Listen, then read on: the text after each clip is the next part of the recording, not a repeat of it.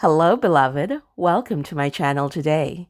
I am Anne Marie Graham, and today I will be reading another chapter from my book, Dreamer, Purpose Lost, Purpose Found, One Girl's Quest to Restore Humanity. Published June 2022. And today I will be reading chapter 8. Now, if this is your first time here, please go back.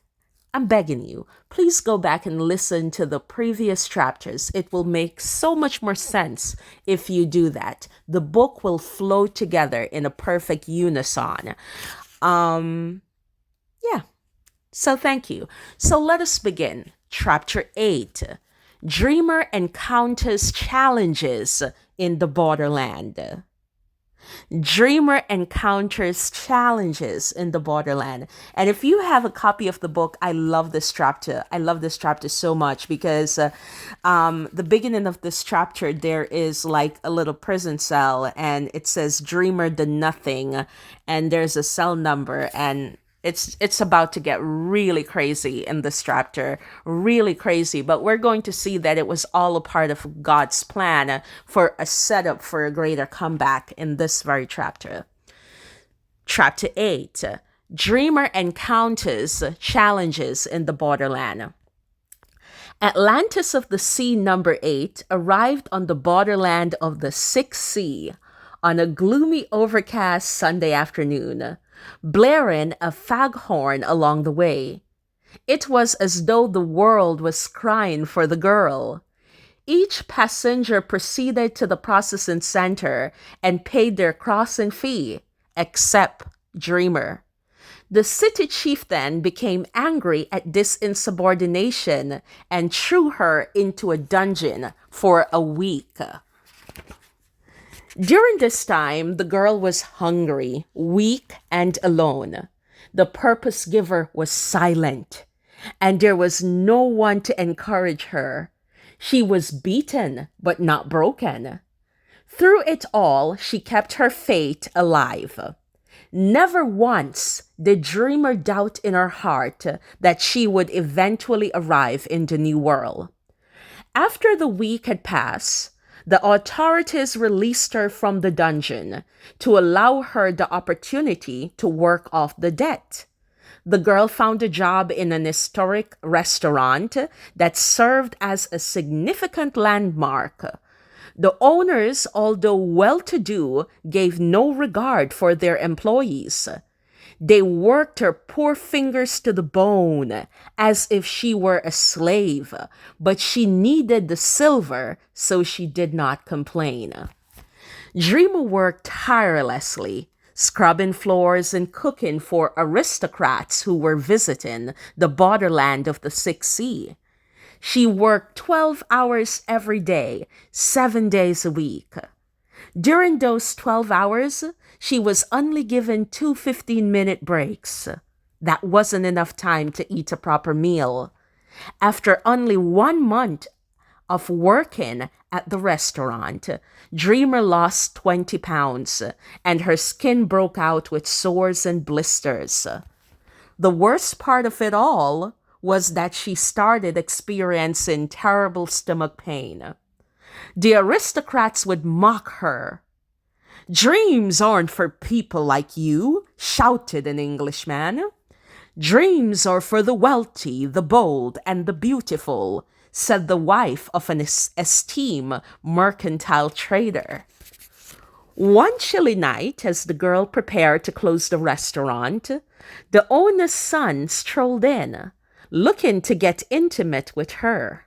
Dreamer refused. She was determined not to be abused. The two had a brief struggle as the boy proved no match for a ferocious Dreamer. Failing to overcome her with physical force, he took a different route. The boy started breaking all the plates in the restaurant. Dreamer begged him to stop, but the boy continued. She cried out, "Please stop. I will get in trouble." The boy shouted back, "Sleep with me. Only then will I stop." "I can't," replied Dreamer. I just can't. I'm saving myself for my true love. The boy became enraged and broke every crystal in the restaurant.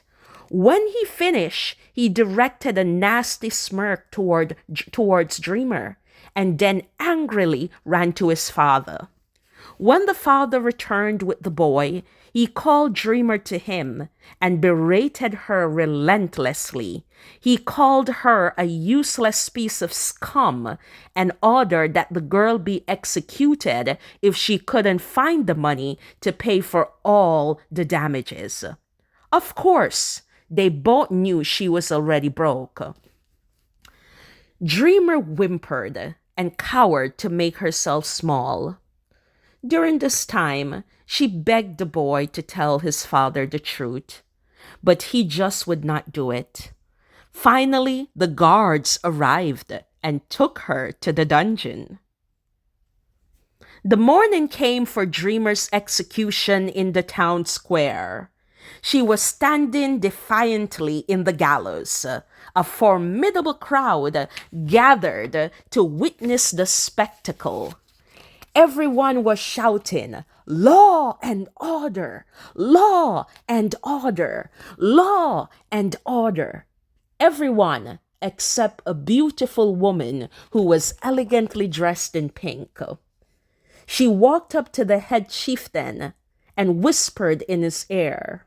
The chieftain then went and spoke to the owner of the restaurant. A few minutes later, the head chieftain returned, grabbed Dreamer by the wrist, and handed her over to the lady. The two quickly left, never looking back as the crowd grew unruly as their afternoon entertainment was snatched away from them. Cold and shivering, Dreamer looked at the lady, wondering what would befall her next. The lady hugged the girl and said, "My name is Grace, and I am the daughter of the king. I was sent to help you." "Where is your kingdom?" asked the girl. "My kingdom is in eternity," responded the woman. She took the girl to an abandoned cave and washed her from head to toe, washing off old blood that had stained her face and clothing.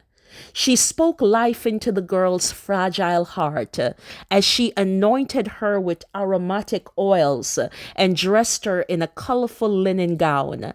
Leather sandals were placed on Dreamer's feet. Jewelry adorned her body. A golden loop was placed in her nose, an emerald ring upon her finger, and sapphire earrings in her ears. The crowning moment of this small ceremony was when a diamond crown was laid upon Dreamer's head. For 7 weeks, Grace prepared an elegant spread of food garnished with honey and oil to strengthen the girl. One morning, Dreamer woke up from sleep to realize that Grace was no longer there. Under her crown, a letter was left. "Dear Dreamer, you are closer to your purpose than you think. I know you will make the right decision. The purpose giver aligns everything in the universe to make your dreams a reality. It may not always look that way, but the stars always align for you. I know it has been a very dark journey, but I want you to know it won't always be night. The sun will shine on you, and the mountains will kiss your forehead. Here is your border pass. Go and possess your possession. Sincerely, Grace, daughter of the king." The girl headed towards the city center, handed them her border pass, and boarded Atlantis of the Sea number 8. She wrote in her journal, "Dear diary, free at last. Thank you, purpose giver. I am free at last."